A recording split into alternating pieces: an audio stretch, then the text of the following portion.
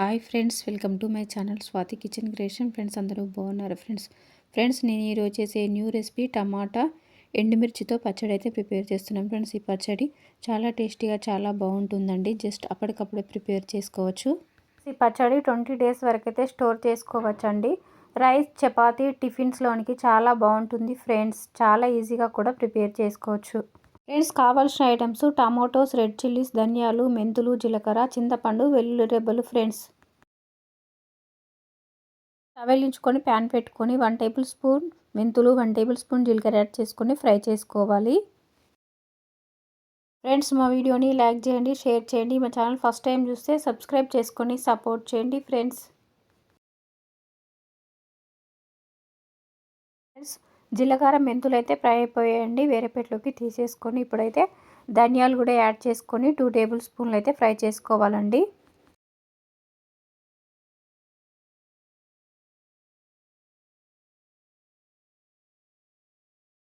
ధనియాలు కూడా ఫ్రై అయిపోయండి. ప్లేట్లోకి తీసేసుకొని అదే ప్యాన్లో 2 టేబుల్ స్పూన్ల ఆయిల్ అయితే యాడ్ చేసుకోవాలండి.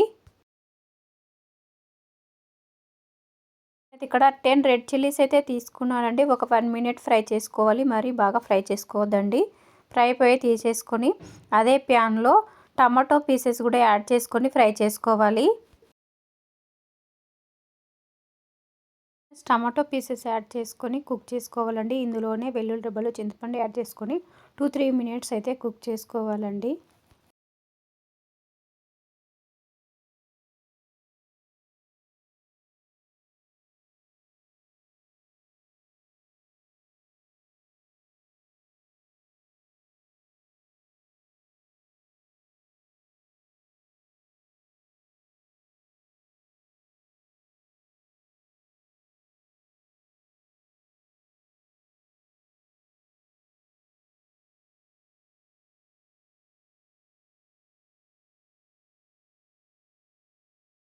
టమాటా పీసెస్ అన్నీ కుక్ అయిపోయండి. స్టవ్ ఆఫ్ చేసేసుకోవాలి. ఇప్పుడైతే మిక్సీ జార్ తీసుకొని ధనియాలు, జీలకర్ర, మెంతులు ఇందులో యాడ్ చేసుకొని పౌడర్ చేసుకోవాలి. ఇలా ఉంటే సరిపోతుందండి. ఇప్పుడు ఇందులో రెడ్ చిల్లీస్ కూడా యాడ్ చేసుకోవాలి. ఫ్రై చేసుకున్న రెడ్ చిల్లీస్ యాడ్ చేసుకొని కొంచెం సాల్ట్ కూడా యాడ్ చేసుకొని మిక్సీ పట్టుకోవాలి ఫ్రెండ్స్. ఇందులోనే కుక్ చేసుకున్న టమాటా పీసెస్ కూడా యాడ్ చేసుకొని మిక్సీ పట్టుకోవాలి. ఇలా ఉంటే సరిపోతుందండి. ఇప్పుడైతే తాలింపు కోసం స్టవ్ వెలిగించుకొని ప్యాన్ పెట్టుకొని 2 టేబుల్ స్పూన్ల ఆయిల్ అయితే యాడ్ చేసుకోవాలి. ఆయిల్ వేడైన తర్వాత 1 టేబుల్ స్పూన్ జీలకర్ర, 1 టేబుల్ స్పూన్ ఆవాలు యాడ్ చేసుకొని ఫ్రై చేసుకోవాలి.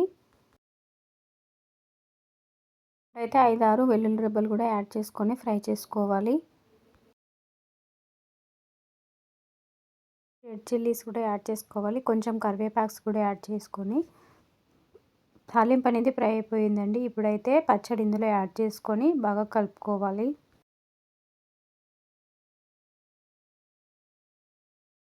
టేస్టీ రెడ్ చిల్లీస్ టమాటో పచ్చడి అయితే రెడీ అయిపోయింది ఫ్రెండ్స్. ఈ పచ్చడి రైస్, చపాతీలోనికి, టిఫిన్స్లోనికి చాలా బాగుంటుందండి.